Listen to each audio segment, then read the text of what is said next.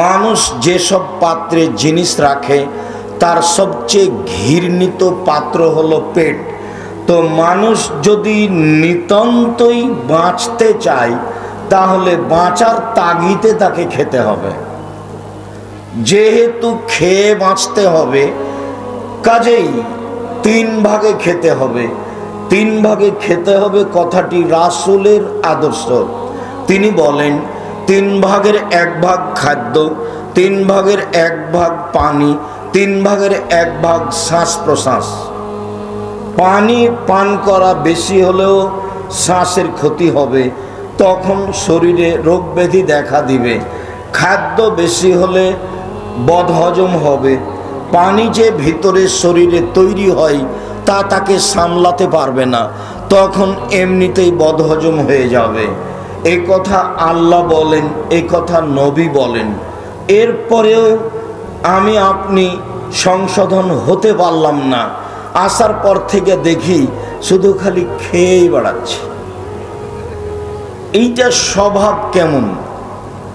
একটা কথা বলি, খাসলাত, অভ্যাস। যখন মিশরে গেলাম গত বছরের হজ সফরে, মক্কা মদিনা জিদ্দা থেকে মিশর গেলাম। মিশরে বিমানবন্দরে নামতে দেখা গেল যে টিভির পর্দায় ফেরাউন স্বাগতম জানাচ্ছে। টিভির পর্দায় ফেরাউন স্বাগতম জানাচ্ছে, মানুষ তার স্বাগতম গ্রহণ করছে। আমি বললাম মুসলিম দেশ, তবুও ফেরাউনের আদর্শ তারা ছেড়ে দিতে পারেনি। যাক, মূল কথা হলো এই, আব্দুর রহিম একদা ফিলিস্তিনিদের গাজাবাসীদের সাহায্যের একটা সময় নির্ধারণ করলো। একটা বাড়িতে হোটেল ভাড়া নিয়ে বা কোনো বাসা ভাড়া নিয়ে। তো দেখলাম 1-150 মতো গাজাবাসী পুরুষ নারী এসেছে সাহায্য সহযোগিতা নেওয়ার জন্য। তো এক পর্যায়ে যখন দেওয়া শুরু করলাম তখন সবাই বাম হাতে নিতে লাগলো। বাম হাতে যখন নিতে লাগলো তখন আমি দেওয়া বন্ধ করে কয়েকটা হাদিস শোনালাম, যেগুলিতে প্রমাণ হলো যে খেতে হবে ডান হাতে, নিতে হবে ডান হাতে, পেশাব পায়খানা বাম হাতে, ময়লাযুক্ত জিনিস বাম হাতে, খাওয়া পান করা ডান হাতে। যখন আমি হাদিস পড়লাম তখন আমার মনে হলো যে এরা আমার চেয়ে বেশি বুঝেছে। কেন? তারাই হচ্ছে মূল আরবি। এটাই ফিলিস্তিন, এটাই জেরুজালেম, এটাই বাইতুল মুকাদ্দাস, এটাই হলো সব নবীর থাকার জায়গা। তারা মূল আরবি মানুষ। আমার কথা ভালোই বুঝলো। এবার যখন আমি আবার দেওয়া শুরু করলাম তখন বাম হাতেই নিল। বলেন তো কেন? অভ্যাস। অভ্যাস খুব খারাপ জিনিস, স্বভাব খুব খারাপ জিনিস। স্বভাব মানুষকে খুব দুর্বল নোংরা নীতিতে নিয়ে যায়। আসরের পর থেকে নিয়ে প্রায় মাদানি উচ্চ শিক্ষিত মানুষ, যাদের কাছে কোরআন হাদিস আছে, যারা জামিয়া সালাফে রাজশাহীতে বুখারী মুসলিম আবু দাউদ হাদিসের কিতাব পড়ায়, যারা খুব উচ্চ শিক্ষিত দক্ষশীল মানুষ, যারা থুথির জোরে কথা বলে না। আমি তো বহুদিন থেকে বলে আসছি যে বাংলাদেশের শতকরা 95 জন বক্তা মিথ্যুক, শতকরা 98 জন মুফাসসির মিথ্যুক। তাদের আসলে ধর্মকর্ম কি জিনিস জানা নাই। আকরামুজ্জামান বিন আব্দুস সালাম কালকে বক্তব্যে বললেন, একজন মৌলানা 22 হাজারি এক লোক সম্মান সহকারে সে বাড়িতে রেখেছে, খাবার দিয়েছে। তাতে সারাদিন রেখে তিনি জানলেন যে ইনি 5 ওয়াক্ত নামাজ পড়েন না। বাকি তো আরো আছেই। তো এরা বড় বড় বিদ্বান, আমরা এদের বক্তব্য গ্রহণ করতে পারলাম না। হয় দোকানপাটে থাকলাম বা গল্প গুজবে থাকলাম বা কোনো ঘরে বসে থাকলাম। আপনি আমার দিনী ভাই, আপনি আমার দিনী বোন, আপনাকে আমি খুব ভালোবাসি অন্তর থেকে। নিজের জন্য যেমন পরকাল কামনা করি, আপনার জন্য তেমন পরকাল কামনা করি। এতে আমার সামান্যতম কোনো ঘাটতি নাই। আমার মা বলতেন, বাড়ি থেকে যখন বের হতাম তখন বলতেন, 1 দোকানে বসিও না, 2 প্রাইভেট পড়ায়ও না, 3 কারোর সাথে বন্ধুতালি করিও না, 4 মানুষের বাড়িতে দাওয়াত খায়ও না। 1 প্রাইভেট পড়ায়ও না, 2 কারোর সাথে দোস্তালি করো না, 3 দোকানে বসিও না। এইভাবে 4টে জিনিস বলে তিনি পাঠাতেন বাড়ি থেকে। তো আমরা আজও কোনোদিন দোকানে বসিনি। প্রতিষ্ঠানের ভিতরে চায়ের স্টল আছে, আমি ভুলেও কোনোদিন 1 মিনিট চায়ের স্টলে বসিনি। তো আমরা তো বেঁচে আছি। আমাদের পরিবারেরা বাজার তো বহু দূরের কথা, বাজারে যাওয়াটা স্বপ্নেও দেখে না। ভ্যানিটি ব্যাগ তো বহু দূরের কথা, বাজারে যাবে ভ্যানিটি ব্যাগ নিয়ে, এটা তারা স্বপ্নেও দেখে না, তারপরে তো বেঁচে আছে। আমরা তো আছি দুনিয়াতে, কই আমাদের তো সমস্যা হয় না। তা আপনার চলে না কেন? আপনার স্ত্রী কেন ভ্যানিটি ভাঙা তৈরি দিনাজপুর শহরে যায়? তার বাপ মরেছে, তার শ্বশুর মরে গেছে, তার দেবর মারা গেছে, তার ভাসুর মারা গেছে, তার বোনের ছেলে নেই, তার ভাইয়ের ছেলে নেই, সব পুরুষ মারা গেছে, তাই তাকে যেতে হবে। কাপুরুষ আপনি। কি দিয়ে আপনাকে আমি স্বভাবের কথা বোঝাই? স্বভাব খারাপ হলে আপনি টিকতে পারবেন না। আপনার স্বভাবের কারণে আপনার স্ত্রী তাই হয়েছে। 2 জন মিলে সংসার চলে পশু প্রাণীর মতো, 2 জন মিলে সংসার চলে গরু ছাগলের মতো, 2 জন মিলে সংসার চলে কুকুর শ্রীগালের মতো, মানুষের মতো নয়। অসম্ভব হতে পারে না, এটা মানুষের স্বভাব নয়। বুঝে না ওরা, অন্তর আছে বুঝে না, দেখেও দেখে না ওরা, চক্ষু আছে দেখে না, শুনেও শোনে না ওরা, কান আছে শোনে না। উলায়েকা কালানাম, তারা পশু প্রাণীর মতো, তারা গরু ছাগলের মতো, তারা কুকুর শ্রীগালের মতো, বালহু মাজাল, বরং তার চেয়ে খারাপ। আমি এ কথা বলি, আল্লাহ বলছেন যে ওরা কুকুর শ্রীগালের চেয়ে খারাপ।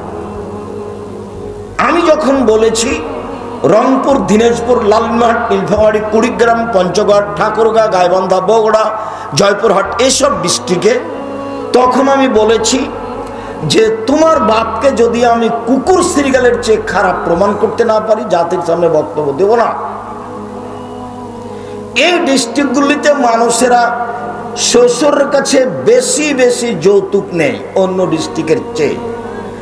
এইসব ডিস্ট্রিক্টের লোকেরা বোনকে জমি দেয় না, বোন জমি চাইলেই তার মাথা খারাপ।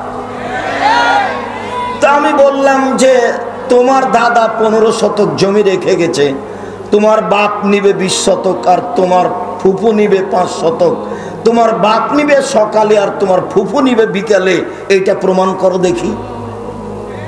তো 10 বছর হলো তোমার দাদা মরা, এখন পর্যন্ত তোমার বাপ তোমার ফুফুকে জমি দিল না। জমির কথা বললেই তোমার বাপ রিরি করে উঠে। বলো তোমার বাপ কুকুর শ্রীগালের চেয়ে খারাপ কিনা? আর বাপ বেটা জেনে বুঝে প্রস্তুতি নিয়ে যৌতুক নিবা কেন? ভিক্ষে করে খাও। বাপ বেটা দিনাজপুর ট্রেন স্টেশনে যাওয়া, ভিক্ষে চাইবা, মানুষে ভিক্ষে দিবে, নিয়ে খাও। ভিক্ষে করা টাকা দিয়ে চাউল কিনে ভাত খেয়ে ইবাদত কবুল হবে? ভিক্ষে করা টাকা দিয়ে চাউল কিনে ভাত খেয়ে ইবাদত কবুল হবে? যৌতুকের টাকা দিয়ে চাউল কিনে ভাত খেয়ে ইবাদত কবুল হবে না। যৌতুক টাকা হারাম, যৌতুকের টাকা হারাম। ভিক্ষা করে খাবো কেন? মানুষের বাড়িতে কাজ করে খাবো। মানুষের বাড়িতে কাজ করে খাবো কেন? ব্যবসা করে খাবো। চকলেট দিয়ে ব্যবসা শুরু করব, লোন নেওয়া লাগবে না। তারপরে কলা, তারপরে কাপড়। আমাকে একটা ধনী ব্যবসায়ী হতে প্রায় 30 থেকে 35 বছর লাগবে। আমি কেন ব্যাংকে লোন নিয়ে কলিকাতায় হিরোইন কিনে ঢাকায় বিক্রি করব? রাতে রাতে কেন ধনী হব? এমনটার নাম তো ব্যবসা নয়। আর যার লোন আছে তার জানাজা নেই। লোন আছে মানে জানাজাই নেই। জাহান্নাম জান্নাত পরে, জাহান্নাম জান্নাত পরে। কেন? কালকে আকরামুজ্জামান বিন আব্দুল সালাম বললেন না যে তোমার বাবা মারা গেছে, জানাজার জন্য পিড়াপিড়ি করছো কেন? তোমার বাপ তো নামাজই পড়তে যায়নি, ওর নামাজই পড়ার প্রয়োজন হয়নি, ফরজ নামাজ, তো ওর জানাজা করে কি হবে? জানাজার জন্য তাড়াহুড়া করছো কেন? যার ফরজ নামাজই লাগে না তার আবার জানাজা লাগে? যার ফরজ নামাজই লাগে না তো তার আর জানাজা দিয়ে কি হবে? তোমার বাপ তো কোনোদিন ফরজ সালাতের জন্য তাড়াহুড়া করেনি, তুমি আবার জানাজার জন্য তাড়াহুড়া করছো কেন? পশু প্রাণীর মতো জীবন কাটিয়ে দোকানপাটে আড্ডা পিটে একটা সালাফি কনফারেন্সের মতো একটা দিনই বৈঠকে আপনি সময় কাটাতে পারেন না, যেখানে কোনো মানুষকে উঁচা করা হয় না, কাউকে নামানো হয় না, বিষয়ভিত্তিক বক্তব্য দেওয়া হয়, কেউ কারো বিরুদ্ধে মুখ খুলতে পাবে না। জামিয়া সালাফের অফিসও পাবে না, জামিয়া সালাফের খোলা মাঠে বক্তব্য পাবে না, মুখ খোলা নিষেধ। কেন আপনাকে বললাম না, না জুমার খুতবায় বললাম না, কালকে বললাম যে আব্দুল্লাহর বক্তব্য নিয়ে একবার আলেম ওলামা কিছু বলা বলি করছিল, তা আপনারা জানেন। তখন আব্দুল্লাহ তার আম্মাকে বলছে, আম্মা এই সময় কি করা যায়, মানুষ তো না বুঝে অনেক কিছু বলছে। তখন তার আম্মা তাকে বলছে, আব্বু হাতটা আগে, আঙুলটা আগে কোথায় লাগালেন? মুখের উপরে। তারপরে বলছেন, শুনে রেখো, তোমাকে মানুষ করেছি সামনের দিকে আগানোর জন্য, পিছন দিকে দেখতে পাবা না, পিছনের দিকে দেখা নিষেধ। কে কি বলেছে, কে কি করেছে, এই পাতা তোমাদের জন্য পড়া নিষেধ, পিছনে দেখতে পাবা না। এটা তার মা বলল, ছেলে চুপ হয়ে চলে গেল। কে কি বলেছে এই কথা নেই, পিছনে দেখাই নিষেধ, পিছনে দেখতেই পাবা না, সামনে।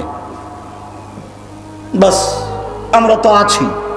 কেন আপনাকে দোকানে বসে আড্ডা পিটা লাগে? কেন আপনাকে চায়ের স্টলে বসে সময় কাটানো লাগে? কেন আপনাকে চায়ের স্টলে বসে চা খাওয়া লাগে? কেন আপনি আসরের পর থেকে হাজারো বার, 5 বার 10 বার চা খেতে যান, গল্প করতে যান, হেঁটে বেড়াতে যান? কেন যাবে? কেন এমন স্বভাব হবে?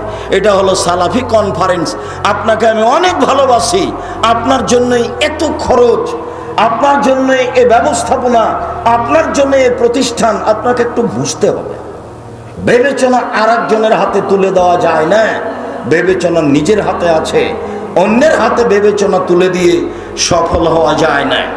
ইবাদতের জগতে সবচেয়ে গুরুত্বপূর্ণ ইবাদত হলো সিয়াম, রোজা। ইবাদতের জগতে সবচেয়ে দামি ইবাদত হলো সিয়াম। সিয়াম শব্দের আবিধানিক অর্থ হলো বিরত থাকা। শরীয়তের পরিভাষায় ফজরের আজান থেকে নিয়ে সূর্য ডুবা পর্যন্ত খাওয়া, পান করা, স্ত্রী মিলন, যাবতীয় অপছন্দ কথা ও কর্ম থেকে বিরত থাকার নাম সিয়াম। ছোট ব্লাউজ পরে পেট পিট দেখিয়ে সিয়াম থাকা যায় না, তখনও রোজা আছে। রোজা মানে উপবাস থাকা। মিথ্যে কথা বলে ব্যবসা করে রোজা থাকা যায়, সিয়াম থাকা যায় না। মাথায় কাপড় না দিয়ে একজন মহিলা রোজা থাকতে পারে, সিয়াম থাকতে পারে না। কপালে টিপ দিয়ে, নখগুলো বড় করে, নখে নেল পালিশ দিয়ে একটা মেয়ে রোজা থাকতে পারে, সিয়াম থাকতে পারে না। সিয়াম মানে বিরত থাকা, যাবতীয় অপছন্দ কথা ও কর্ম থেকে বিরত থাকার নাম সিয়াম। যখন নাজায়েজ কাজ থাকলো তার ভিতরে, তখন যদি না খেয়ে থাকে তার নাম হলো রোজা, মানে উপবাস থাকা। ও এখন রোজা আছে, ও সিয়াম নেই। আবারও বলি, সিয়াম মানে বিরত থাকা।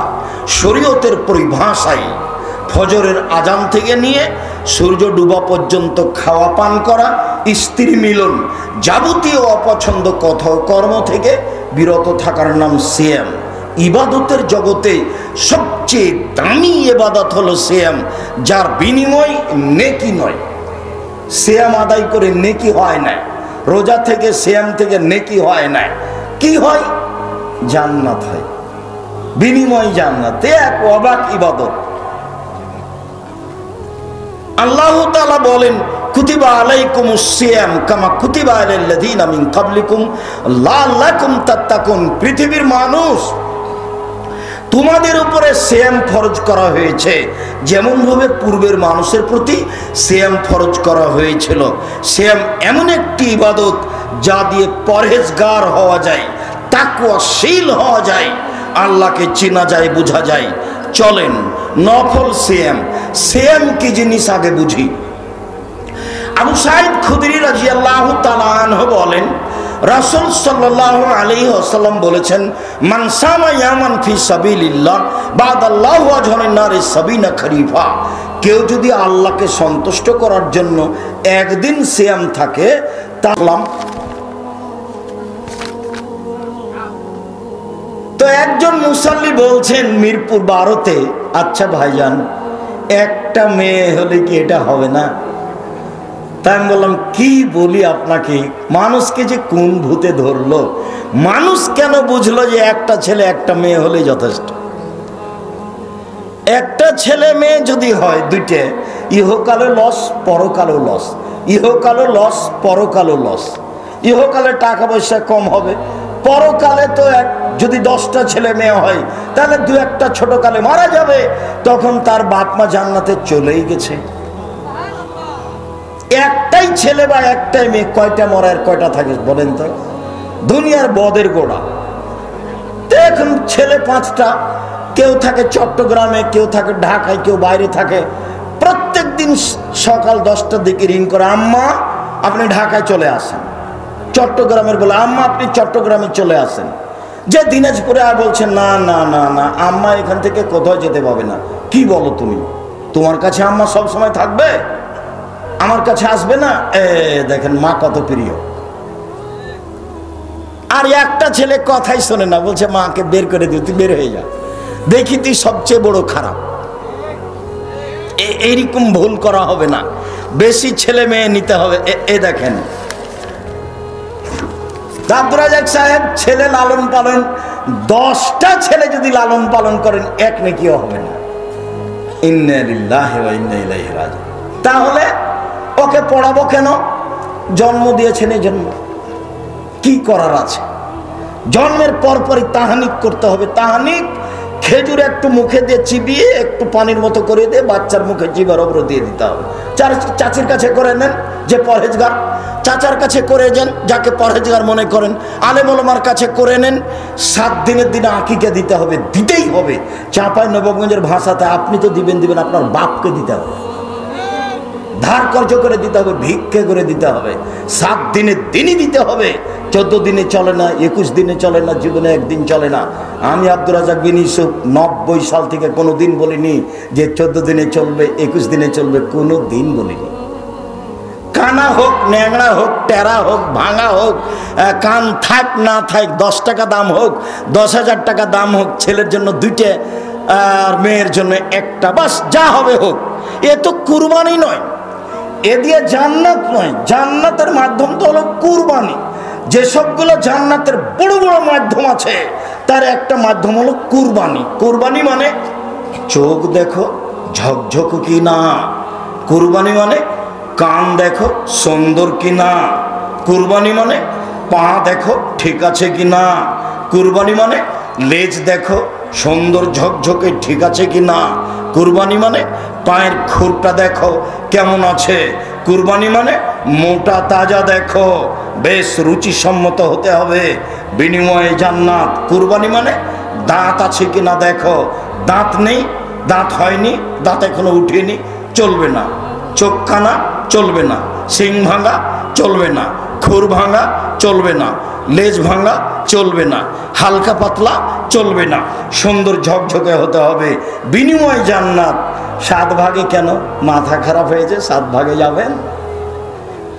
কলিজা নিয়ে গন্ডগোল বাঁধবে, কার টাকা হালাল কার টাকা হারাম কেউ জানে না।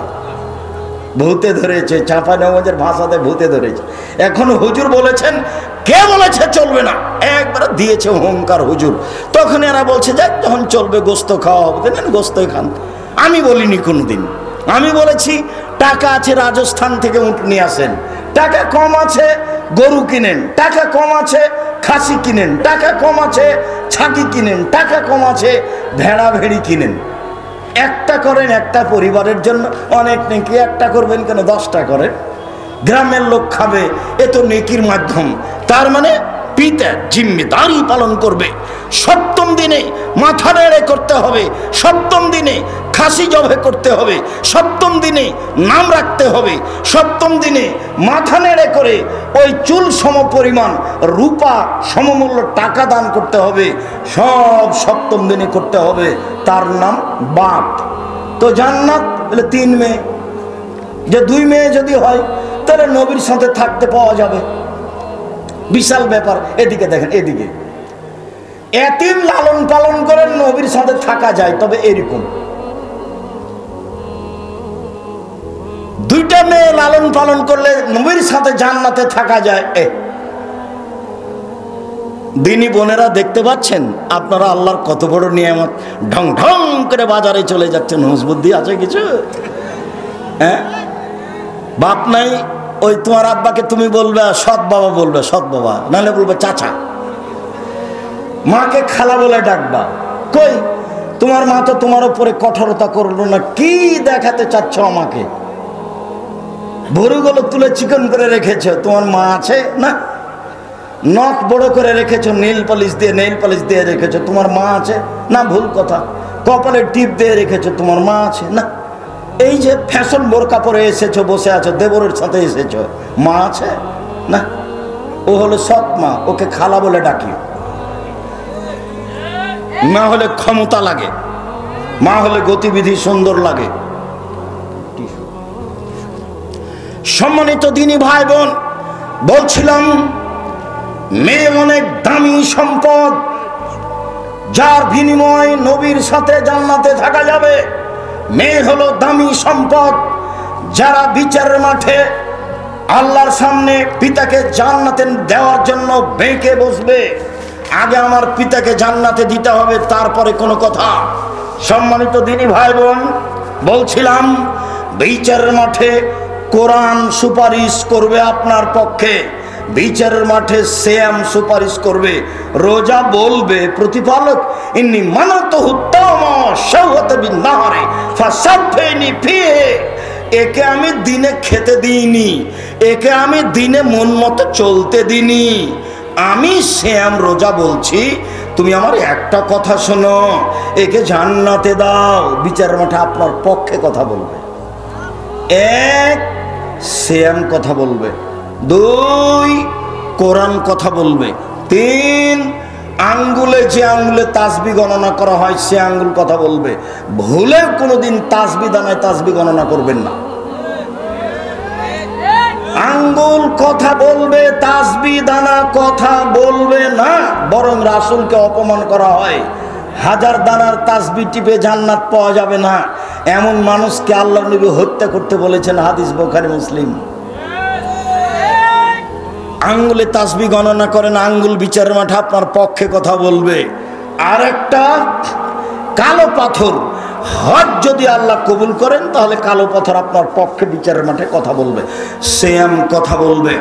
আবু হুরায়রা রাদিয়াল্লাহু তাআলা আনহু বলেন, রাসূল সাল্লাল্লাহু আলাইহি সাল্লাম বলেছেন, কুল্লু আমাল ইবনে আদম ইজাফুল হাসানাতু বিআশরি আমসালিহা ইলা 700 জিব, আদম সন্তানের সব নেকি বাড়ানো হবে 1 থেকে 10, 10 থেকে 700, 700 থেকে আরো আরো আরো অনেক বিশাল পালা করে দেওয়া হবে আদম সন্তানের সব নেকি ইল্লা সাম, তবে সিয়াম। কাল আল্লাহ তাআলা, আল্লাহ তাআলা বলেন, পৃথিবীর মানুষ শুনে রেখো, ইন্নাহু লি ওয়া আনা আজিজু বিহি, সিয়াম আমার ব্যাপার, প্রতিদান আমি দেব। হজ করেছো, ফেরেশতাকে বললাম নেকি লিখে দাও। সালাত আদায় করেছো, ফেরেশতাকে বললাম নেকি লিখে দাও। কোরআন তেলাওয়াত করেছো, ফেরেশতাকে বললাম নেকি লিখে দাও। তাসবিহ করেছো, ফেরেশতাকে বললাম নেকি লিখে দাও। সিয়াম কাউকে বলবো না, এটা আমার ব্যাপার। আমি আপনাকে কি দিয়ে বুঝাই সিয়াম কি জিনিস? সিয়াম আমার ব্যাপার, প্রতিদান আমি দিব। বলে আজলি ইয়াদা শাওয়াতাহু তামাহু, আমার কারণে সে প্রবৃত্তি ত্যাগ করেছে, আমার কারণে সে খাদ্য ত্যাগ করেছে। খাদ্য ত্যাগ করা তো সবাই বুঝে, প্রবৃত্তি ত্যাগ করেছে এইটা কি বলেন তো দেখি? সকালে উঠে দাড়ি চাঁচে, এইটা কি প্রবৃত্তি ত্যাগ করা হলো? প্যান্টটা টাকনোর নিচে আছে, এইটা কি প্রবৃত্তি ত্যাগ করা হলো? ফ্যাশন বোরকা পরে আছে মহিলা, এইটা কি প্রবৃত্তি ত্যাগ করা হলো? নখে নেইল পালিশ আছে, এইটা কি প্রবৃত্তি ত্যাগ করা হলো? পায়ে স্কিন পায়জামা আছে, অঙ্গ প্রত্যঙ্গ লজ্জা স্থান সবই দেখা যাচ্ছে, এইটা কি প্রবৃত্তিকে ত্যাগ করা হলো? বা এমন পায়জামা পরে আছে যে আর একজন ঢুকবে, এইটা কি প্রবৃত্তিকে ত্যাগ করা হলো? সামনের চুল ছোট করা আছে, এইটা কি প্রবৃত্তিকে ত্যাগ করা হলো? সব ঘরে ছবি মূর্তি কাঁকড়া আছে, এইটা কি প্রবৃত্তিকে ত্যাগ করা হলো? আয়নাটা কাতল মাছ, এইটা কি প্রবৃত্তিকে ত্যাগ করা হলো? আপনার ওই তরকারির বাটিটা হচ্ছে রুই মাছ, এইটা কি প্রবৃত্তিকে ত্যাগ করা হলো? ছেলের পেশাব পায়খানার পট আছে, এটা হলো ঘোড়া, এটা কি প্রবৃত্তিকে ত্যাগ করা হলো? সারা জীবন স্বামী স্ত্রী ছেলে মেয়ে নিয়ে পশু প্রাণীর মতো দিন কাটান, আর প্রবৃত্তি ত্যাগ করা হলো মানে? আল্লাহ তাআলা বলছেন, পৃথিবীর মানুষ শুনে রেখো, সিয়াম রোজার প্রতিদান আমি দিব, আমার কারণে সে প্রবৃত্তিকে ত্যাগ করেছে, আমার কারণে খাদ্য ত্যাগ করেছে।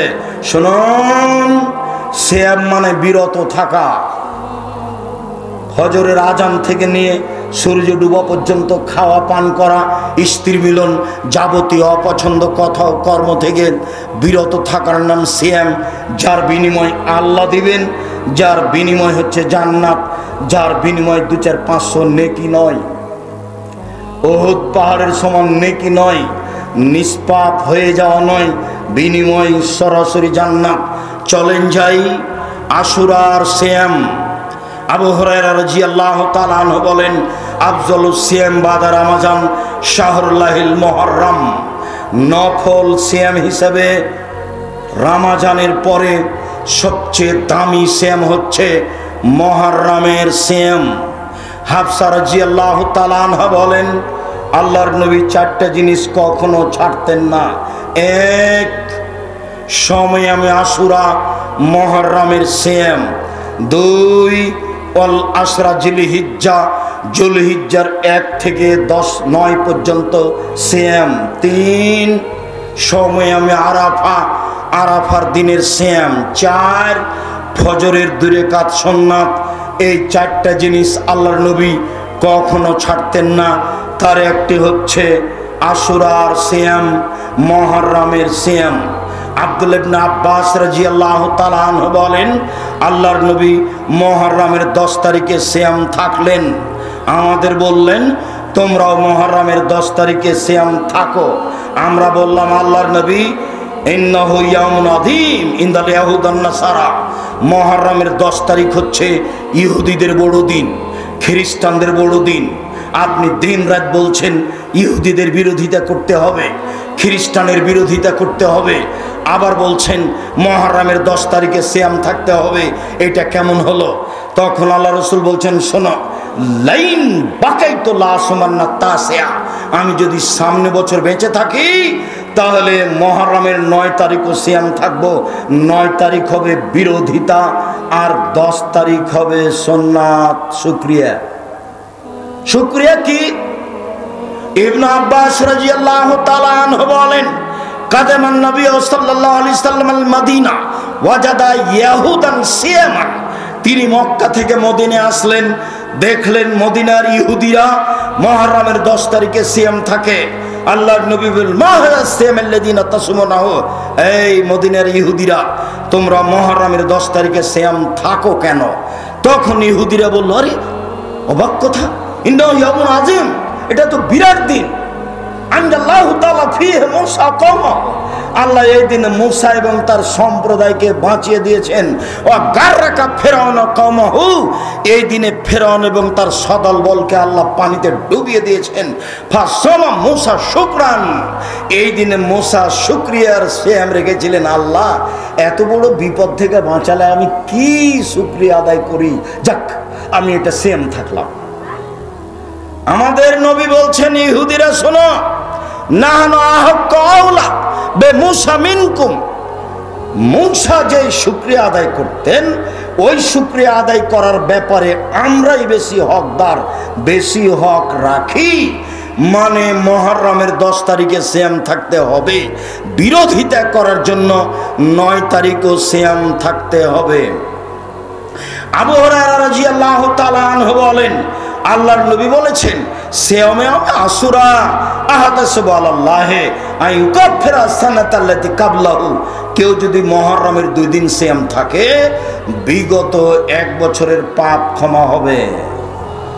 আরাফার সিয়াম। আবু হুরায়রা রাদিয়াল্লাহু তাআলা আনহু বলেন, রাসূল সাল্লাল্লাহু আলাইহি ওয়াসাল্লাম বলেছেন, সিয়ামে আরাফা আহাদাসু আলাল্লাহি আইয়ুকাফিরা সানাতাল্লাতি কাবলাহু ওয়া সানাতাল্লাতি বাদাহু, একদিন সিয়াম থাকলে আগে পরে 2 বছরের পাপ ক্ষমা হবে। আরাফার দিন সিয়াম, প্রতি মাসে 3 দিন সিয়াম। আবু হুরায়রা রাদিয়াল্লাহু তাআলা আনহু বলেন, রাসূল সাল্লাল্লাহু আলাইহি সাল্লাম বলেছেন, রমাজানে রমাজান ওয়া সালাসুন মিন কুল্লি শাহরিন কা সিয়ামি দাহরে কুল্লিহি, কেউ যদি 2 রমাজান সিয়াম থাকে আর প্রতি মাসে 3 দিন সিয়াম থাকে তাহলে সে সারা বছর সিয়াম পালনের নেকি পেল, তাহলে সে সারা বছর সিয়াম পালনের নেকি পেল। চলেন শাওয়াল। আবু আইয়ুব আনসারী রাদিয়াল্লাহু তাআলা আনহু বলেন, রাসূল সাল্লাল্লাহু আলাইহি ওয়াসাল্লাম বলেছেন, মান সামা রমাজানা সুম্মা আতবাহু সিত্তান মিন শাওয়াল, কেউ যদি রমাজানের সিয়াম থাকে তারপরে 6 দিন সিয়াম থাকে শাওয়ালের, তাহলে সে সারা বছর সিয়াম পালনের নেকি পাবে। প্রতি মাসে 3 দিন, শাওয়ালের 6 দিন, প্রতি মাসে 3 দিন, শাওয়ালের 6 দিন, প্রতি মাসে 3 দিন, শাওয়ালের 6 দিন, সারা বছর সিয়াম পালনের নেকি পাবে। ওই যে চাঁপাইনবাবগঞ্জ বলেছে মহিলা বৈঠকে, বুবু হায়েজের কারণে যেটা রোজা ছুটে গেছে বুবু, সেইটা পরে করিও, সেইটা আগে করে নাও। কেন? সেটা হলো ফরজ, আর শাওয়ালের এটা হলো নফল, এইটা পরে করিও, হায়েজেরটা আগে করে নাও। আল্লাহর নবী বলছেন আয়েশাকে, আয়েশা বলছেন, আমি আমার হায়েজের কারণে ছুটে যাওয়া সিয়াম থাকতাম 11 মাস পরের সাবানে, আর বুবু বলছে যে বুবু আগে হায়েজেরটা করো। হায়েজের কারণে যেটা মহিলার ছুটে গেছে সেটার জন্য সময় হলো মরা পর্যন্ত, যেদিন পারবে করবে। শাওয়ালের 6টাই করবে, ধারাবাহিক করবে, এটাই ঠিক। ছেড়ে ছেড়ে করতে হবে এটাও মিথ্যা, এটা করা যাবে না, আগে ফরজ করতে হবে, এটা কথা মিথ্যা। উপস্থিত দিনী বোন, আপনাকে বিষয়ে সতর্ক করতে চাচ্ছি, যন্ত্রের মাধ্যমে অনলাইনে পৃথিবীর যে কোনো প্রান্ত থেকে যারা আছেন তাদেরকে আমরা অনুরোধ জানাচ্ছি, সময়ের গতিতে যারা অবগত হবেন তাদেরকে অনুরোধ জানাচ্ছি, দিনী বোন আপনাকে বলছি, শাওয়ালের 6টা সিয়াম আগে রাখুন, ঋতুরগুলো পরে হবে। শাওয়ালের 6টা আগে রাখুন, ঋতুরগুলো পরে হবে। চলেন এবার বৃহস্পতিবার সোমবার সিয়াম। আয়েশা রাদিয়াল্লাহু তাআলা আনহা বলেন, কানান নবী সাল্লাল্লাহু আলাইহি ওয়াসাল্লাম ইয়াসুমু ইয়াউমাল ইসনাইন ওয়াল খামিস, আল্লাহর নবী বৃহস্পতিবার সোমবার সিয়াম থাকতেন, সোমবার সিয়াম থাকতেন, বৃহস্পতিবার সিয়াম থাকতেন। আবু হুরায়রা রাদিয়াল্লাহু তাআলা আনহু বলেন, আল্লাহর নবী বলেছেন, ইউরাজুল আমালু ইলাল্লাহি ইয়াউমাল ইসনাইন ওয়াল খামিস, বৃহস্পতিবার সোমবার মানুষের পাপ নেকি রিপোর্ট পেশ করা হয়। ওয়ানা উহিব্ব, আমি ভালোবাসি, ওয়ানা উহিব্ব, আমি মুহাম্মদ সাল্লাল্লাহু আলাইহি ওয়াসাল্লাম ভালোবাসি, ওয়া ইউরাজু আমালি ওয়ানা সায়েম, আমার পাপ নেকি পেশ করার সময়তে আমি সিয়াম অবস্থায় থাকি। না দেখো আমার রিপোর্টটা দেখো, এই যে দেখো সিয়াম অবস্থায়, দেখো আল্লাহ রাসূলের রিপোর্টটা সিয়াম অবস্থায় পেশ করবেন, যার কারণে জীবন বাজি রেখে চেষ্টা করতেন বৃহস্পতিবার এবং সোমবার সিয়াম থাকার জন্য। চলেন এবার শাবান। আয়েশা রাদিয়াল্লাহু তাআলা আনহা বলেন, কানান নবী সাল্লাল্লাহু আলাইহি ওয়াসাল্লাম ইয়াসুমু শাবানা কুল্লাহু, আল্লাহর নবী প্রায় পুরো শাবান সিয়াম থাকতেন। উম্মু সালমা রাদিয়াল্লাহু তাআলা আনহা বলেন, লা ইয়াসুমু শাহরাইন মুতাতাবিআইন ইল্লা শাবান ও রমাজান, আল্লাহর নবী পরস্পর 2 দিন 2 মাস সিয়াম থাকতেন না, তবে শাবান, তবে রমাজান, তবে শাবান, তবে রমাজান, তিনি পরস্পর 2 দিন 2 মাস সিয়াম থাকতেন। রিপোর্ট ধরার জন্য এবার চলেন শাবান মাসে কেন বেশি সিয়াম থাকবো। ওসামা ইবনে জায়েদ বলছেন, আমি বললাম আল্লাহর নবী, লা মারাকা তাসুমু মিন শাহরি মিন শুহুরি মা তাসুমু মিন শাবান, আপনাকে শাবান মাসে যত সিয়াম পালন করতে দেখি অন্য মাসে তো দেখি না, এইটা কেন আল্লাহর নবী? একটু জিজ্ঞাসাটা বুঝেন তো। এই ছেলে বসো, একটু জিজ্ঞাসাটা বুঝেন তো দিনী ভাই বোন। আচ্ছা আল্লাহর নবী, আপনি শাবান মাসে বেশি বেশি সিয়াম থাকেন কেন? এটা জিজ্ঞাসা মনে থাকবে না? তখন আল্লাহ রাসূল বলছেন, আরে শোনো, শাবান একটা মাস, রজব ও রমজানের মাঝে। শাবান একটা মাস, রজব ও রমজানের মাঝে। শাবান একটি মাস, রজব ও রমজানের মাঝে। এক ফুলুন্নাসান হ, মানুষ তাতে বেখিয়াল থাকে। ইউরাজুল আমাল ইলা রাব্বিল আলামিন ওয়া না উহিব্বু ইউরাজু আমালি ওয়া না সাইম। বাৎসরিক রিপোর্ট পেশ করা হয় শাবান মাসে। আমার মন চায় আমার রিপোর্টটা আল্লাহ সিয়াম অবস্থায় দেখুক। বাৎসরিক রিপোর্ট এই নাও, সিয়াম অবস্থায় দেখো। আমার মন চায় আমার রিপোর্টটা আমি আল্লাহর কাছে পেশ করি সিয়াম অবস্থায়। তো নবীর জানা ছিল না সেই দিন কোন দিন, যার কারণে তিনি বেশি বেশি সিয়াম থাকতেন। রিপোর্ট, খালি রিপোর্ট, খালি রিপোর্ট, আজ কাল পরের দিন পরের দিন পরের দিন, একবারে প্রায় শাবান 20-25 পর্যন্ত। তবে রমজানের সাথে মিলাতেন না, খালি রিপোর্ট ধরার জন্য। কিভাবে কিভাবে ভারত, বাংলাদেশ, পাকিস্তানের আলেম ওলামা জেনে নিলেন সেদিন 15ই শাবান। তাই তারা কলকারখানা, অফিস আদালত, কোর্ট কাছারি, শিক্ষা প্রতিষ্ঠান সব কিছু বন্ধ করে রাতে গোসল করে আতর গোলাপ মেখে দিনে সিয়াম থাকে। একবারে নগদ ডাহা মিথ্যে। আল্লাহর নবী রিপোর্ট ধরার জন্য প্রায় 15 দিন পর্যন্ত, 20-25 দিন পর্যন্ত সিয়াম থাকতেন। চলেন এবার হিসাব দেখাই। 1 মুহররমের 2 দিন সিয়াম, 2 আরাফার 1 দিন সিয়াম, 3 প্রতি মাসে 3 দিন সিয়াম, 4 শাওয়ালের 6 দিন সিয়াম, 5 জুলহিজ্জার 1 থেকে 9 পর্যন্ত সিয়াম, 6 শাবানের 1 থেকে নিয়ে 15 দিন পর্যন্ত সিয়াম। এক টানা জিদ করে করতে হবে, জীবন বাজি রেখে। আজকে রাতে সিয়াম ধরতে হবে। আপনাকে আমি অনুরোধ জানাচ্ছি, আপনি আমার দিনী ভাই, আপনি আমার দিনী বোন। সারাদিন না খেয়ে থাকলে কোনো সমস্যা নেই। কই আমি তো ছাত্র জীবনেও হানাফি প্রতিষ্ঠানে পড়াশোনা করতাম, কোথায় সাহারি হিসাব নিকাশ নেই। এখনো সাহারির হিসাব নিকাশ হয় না, সময় হলে রাখার চেষ্টা করি। আপনি আমার দিনী বোন, আপনি আমার দিনী ভাই, কেন আপনি সিয়াম থাকবেন না? কেন থাকবেন না? ইবাদতের জগতে সবচেয়ে ব্যতিক্রম ভিন্ন ধরনের দামি ইবাদত, এত বড় দামি ইবাদত দুনিয়াতে নেই। দান ভিন্ন জিনিস, দান একটা থেকে আর একটা ঘটায়। সিয়াম ভিন্ন জিনিস, সিয়াম দিয়ে নগদ জান্নাত পাওয়া যায় মর্মে আপনাকে আমি আন্তরিকভাবে অনুরোধ জানাচ্ছি, আপনি নফল সিয়াম পালন করতে শিখুন। আপনি আমার দিনী ভাই, আপনি নফল সিয়াম পালন করতে শিখুন। সম্মানিত দিনী বোন, আপনারা তো দুপুরের টাইমে অনেক মহিলাই ছিলেন, বিশেষ করে তেঘরার সব দিনী বোনেরা উপস্থিত ছিলেন। আপনার সাদকে আমি স্বাগতম জানাই। তেঘরার সম্মেলনে মাঠে এসেছেন সলাত আদায়ের জন্য, আমি আপনার সাদকে স্বাগতম জানাই, আপনার মনের ইচ্ছাকে স্বাগতম জানাই। বিনিময়ে আল্লাহর কাছে দাবি রাখি, যারা উপস্থিত আছেন তাদেরকে একটা কথা বলি। আল্লাহর নবী যখন বললেন মহিলাদের জন্য জান্নাতের সব দরজা খোলা, মহিলাদের জন্য জান্নাতের সব দরজা খোলা, তখন তিনি বললেন 1 5 ওয়াক্ত সালাত, 2 রমজান মাসের সিয়াম রোজা, 3 স্বামীকে মেনে চলা, 4 জেনায় লিপ্ত না হওয়া। দুর্ঘটনা জেনা যদি ঘটেই যায় তাহলে তওবা করেন, পথ ভালো হয়ে যাবে। শুধু পথ ভালো নয়, আজ থেকে যদি আপনি জেনা বন্ধ করতে পারেন পৃথিবীর যে কোনো বিপদ থেকে বেঁচে যাবেন। প্রমাণে বুখারী মুসলিম। আব্দুর রাজ্জাক সাহেব একটু বুঝিয়ে বলেন তো ঘটনা কি? জেনা বন্ধ করলে যে কোনো বিপদ থেকে বেঁচে যাবে মানে? হ্যাঁ, হাদিস তো বুখারী মুসলিম। ওই যে আপনার মনে আছে, ওই যে 3 জন লোক রাস্তায় হাঁটছিল, তো এক গর্তে ঢুকলো, বৃষ্টির কারণে একটা পাথর এসে মুখে পড়লো, এবার তো বের হতে পারবে না। একজন তো বললো বাপ মাকে ভালোবাসি, সরিয়ে দাও, তা আল্লাহ বললেন দিলাম।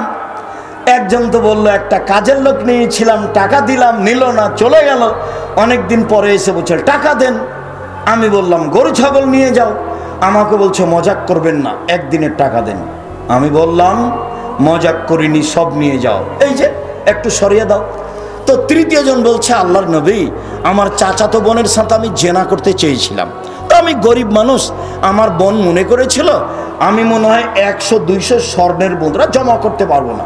তখন আমাকে বলেছে, এই তুই যদি 200 স্বর্ণ মুদ্রা দিতে পারিস না, তাহলে আমি তোর সাথে জেনায় লিপ্ত হব। তো আমার চাচাতো ভাই একবারে জীবন বাজি রেখে এতটি স্বর্ণের টাকা নিয়ে চলে এসেছে। এখন আমিও তো কথার মধ্যে পড়ে গেছি, যখন জেনা আরম্ভ করবে এই সময় আমি বললাম দেখ তুই আমাকে অসতী প্রমাণ করিস না, দেখ তুই আমাকে অসতী প্রমাণ করিস না। এই পর্যন্ত বলতে আমি উঠে গেছি, জেনা করিনি, তোমাকেই সন্তুষ্ট করার জন্য করেছি, পাথর সরিয়ে দাও। আল্লাহ বললেন ঠিক আছে দিলাম। হাদিস বুখারী মুসলিম। এই যে দেখ জান্নাতুল মাওয়া পাবেন, যদি আপনি এই জেনার পাপ ঠেকাতে পারেন তাহলে জান্নাতুল মাওয়া পাবেন। ওয়ানাহা নাফসা আনিল হাওয়া ফাইনাল জান্নাতা হিয়াল মাওয়া। কেউ যদি প্রবৃত্তিকে ঠেকাতে পারে, জেনা থেকে নিজেকে বাঁচাতে পারে, আমি আল্লাহ তাকে জান্নাতুল মাওয়া দিয়ে দিলাম। শুধু তাই নয়, যদি আজ থেকে জেনা ঠেকাতে পারেন তাহলে বিচার মাঠে 7 শ্রেণীর মানুষ বিশেষ ছায়াতলে থাকবে, তার মধ্যে আপনিও। আল্লাহর নবী বলছেন 7 শ্রেণীর মানুষ বিচারের মাঠে বিশেষ ছায়াতলে থাকবে। তার 1 শ্রেণীর মানুষ সম্ভ্রান্ত পরিবারের মহিলা, জেনার ডাক দিল, তখন লোকটি বলল আমি আল্লাহকে ভয় করি, বা মহিলাই বলল আল্লাহকে ভয় করি, তখন সে 7 শ্রেণীর মানুষের মধ্যে চলে যাবে। অতএব 1 5 ওয়াক্ত সালাত, 2 রমজান মাসের সিয়াম, 3 স্বামীকে মেনে চলা, 4 জেনায় লিপ্ত না হওয়া। আব্দুর রাজ্জাক সাহেব, বক্তব্য শুনতে আপনার ভালো লাগে, তো স্বামীর ব্যাপারে আপনি এত বলেন কেন? আমাদের তো কিছু বলেন না। আপনার প্রতি আমার আন্তরিকতার অভাব নাই, কিন্তু আমার কিছু করার নেই। আল্লাহ নবী এভাবেই বলেছে। দেখেন আপনি 1 মিনিট, এই ছেলে দেখো, এই মেয়ে খালেদা তুমি দাঁড়াইলে কেন, বসো। দেখেন সিরিয়াল, 1 নবীগণ জান্নাতে যাবেন, 2 শহীদেরা জান্নাতে যাবে, 3 সত্যবাদীরা জান্নাতে যাবে, 4 মহিলারা জান্নাতে যাবে, বাস হয়ে গেল। তো 4 যখন বললেন তখন আল্লাহর নবী আর একটু বললেন, সেটা হলো এই যে ওই মহিলারা জান্নাতে যাবে কারণ বশত যদি স্বামী রাগ করে তাহলে স্বামীর হাত ধরে বলে যতক্ষণ পর্যন্ত আপনি খুশি না হবেন ততক্ষণ পর্যন্ত আমি কোনো কিছু খাবো না। এই নারী জান্নাতি নারী। আমি কি করতে পারি বলেন? সেটা তো এটাই হলো। একজন মহিলা একটা কাজে এসেছে, রসুলের কাছে চলে যাচ্ছে। শোনো শোনো শোনো মহিলা শোনো, তোমার স্বামী আছে? জি আছে। তো তোমার স্বামীর কাছে কেমন? বলে আমি চেষ্টা করি। বলো কি চেষ্টা করো? মানে হুয়া জান্নাত তোকে না রোকে, তোমার স্বামী তোমার জাহান্নাম, তোমার স্বামী তোমার জান্নাত, তোমার স্বামী তোমার জাহান্নাম, তোমার স্বামী তোমার জান্নাত। এই কথা মুহাম্মদ সাল্লাল্লাহু আলাইহি ওয়াসাল্লাম বলেন। আপনি আমার দিনী বোন, কোনো সময়ই স্বামীর উপর রাগ করবেন না। তিতা লাগুক মিঠা লাগুক মেনেই চলেন। মাস মাস দিন দিন সপ্তাহ সপ্তাহ কথা বন্ধ রাখবেন, এটা ঠিক নয়। কথা বলছেন না, মাস কেটে যাচ্ছে, এটা ঠিক নয়। সম্মানিত দিনী ভাই বোন, আমি আপনাদেরকে আজ থেকে নফল সিয়ামের আন্তরিক জোরালো অনুরোধ জানিয়ে এবছরের সম্মেলনে এত কম দান করছেন কেন আমি বুঝতে পারছি না। আমি তো আপনাদের সাথে আছি, তো মন ছোট করলে হবে? টাকা পয়সা দান করতে হবে। জামিয়া সালাফি আপনাদের যেমনভাবে প্রাণ দিয়ে ভালোবাসেন তেমনিভাবে দান দিয়ে ভালোবাসবেন। ব্যয়বহুল খরচ, ছেলেরা মেয়েরা তা আছেই, বাড়ি তো নির্মাণ আছে, ঘর তো 4 তলা আছে, এখনো মানুষ টাকা পয়সা পাবে। সম্মানিত দিনী ভাই বোন, আমাদের ছেলেরা যাচ্ছে যেটুকু সম্ভব। আল্লাহ রাসূল বললেন, যে যতটুকু দিল আল্লাহ তুমি তার ততটুকু পূর্ণ করে দাও, যে যতটুকু দিল না তুমি তার ততটুকু ক্ষতি করে দাও। ছেলেরা আপনাদের সামনে যাচ্ছে, আমাদের মেয়েরা মহিলা বৈঠকে আপনাদের সামনে যাচ্ছে। কোনো মেয়েকে আপনারা ফিরিয়ে দিবেন না। 10 টাকা হোক, 50 টাকা হোক, 500 টাকা হোক। আমি 10 টাকা বলি, এর অর্থ এই নয় যে 10 টাকাই হতে হবে।